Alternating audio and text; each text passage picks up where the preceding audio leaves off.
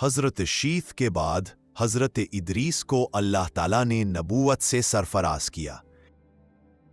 ये जलीलुल क़द्र नबी महलाइल के बेटे हैं और हज़रत शीथ की नस्ल में से है। और एक और जलीलुल क़द्र नबी हज़रत नूह के जद्द अमजद भी है।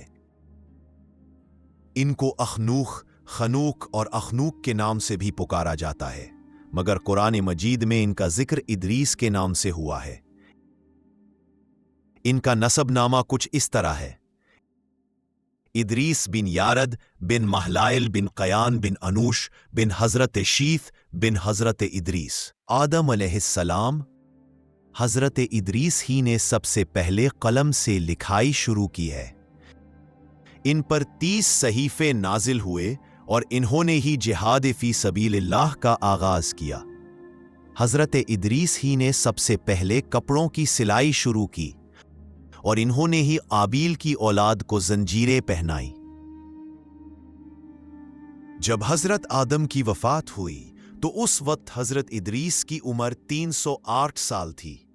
अपने जद्द अमजद की वफ़ात के बाद हज़रत इदरीस ने अपनी कौम को इकट्ठा किया और उन्हें नसीहत की, जिसमें उन्होंने अल्लाह की फरमान बरदारी करने का हुक्म दिया और शैतान की नाफरमानी का हुक्म दिया। मगर उसकी कौम ने उनकी बात ना मानी। उन्होंने अपनी कौम को कैन यानी काबील की औलाद से मेल जोल खत्म करने को कहा, लेकिन औलाद शीत की एक जमात की तरह उनकी कौम भी उनसे जा मिली।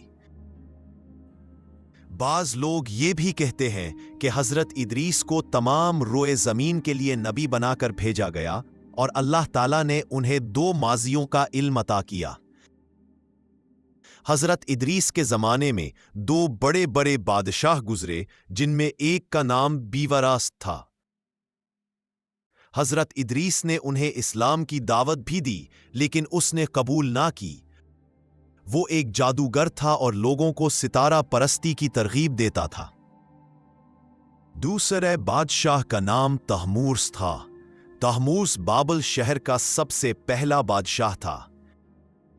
अल्लाह ताला ने तहमूर्स को ऐसी शान और शौकत अता फरमाई थी कि इंसान तो क्या शैतान भी उसके काबू में थे, और वो अल्लाह ताला का निहायत फरमान बरदार बंदा था, जिसने 40 साल बाबल पर हुकूमत की। लोगों का ख्याल है कि तहमूर्स तमाम शहरों का बादशाह था और उसके सर पर एक ताज भी था।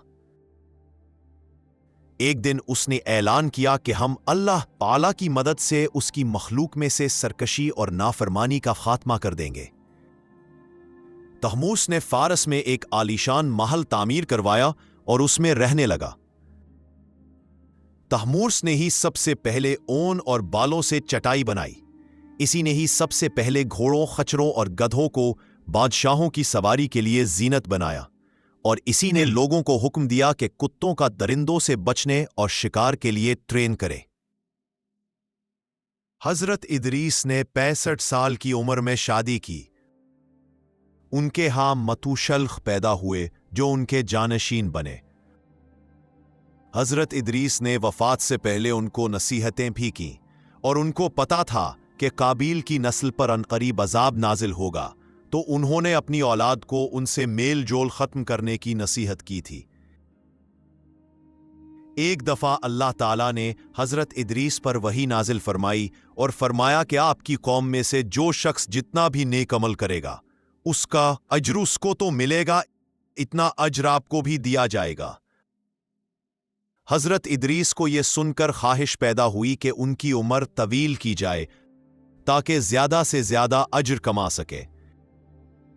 एक फरिश्ता आपका दोस्त था। उसने उस फरिश्ते से कहा कि वो मौत के फरिश्ते के सामने ये बात करे, शायद मोहलत मिल जाए। फरिश्ते ने कहा कि आप मेरे साथ चले, इकट्ठे मिलकर बात करते हैं। उस पर हज़रत इदरीस उनके परों पर बैठ गए और आसमान की तरफ सफर करने लगे। जब दोनों चौथे आसमान पर पहुंचे तो उनका सामना इज़राइल से हुआ। इज़राइल को मिलने के बाद फरिश्ते ने हज़रत इदरीस की ख्वाहिश उसके सामने रखी। उस पर इज़राइल ने पूछा कि वो खुद कहाँ है, तो फरिश्ते ने जवाब दिया कि वो मेरे परों पर सवार है। اسرائیل نے کہا کہ اللہ تعالیٰ نے مجھے حکم دیا تھا کہ حضرت ادریس کی روح چوتھے آسمان پر قبض کرنی ہے، مگر پریشان تھا کہ زمین پر رہنے والے بندے کا چوتھے آسمان پر کیا کام۔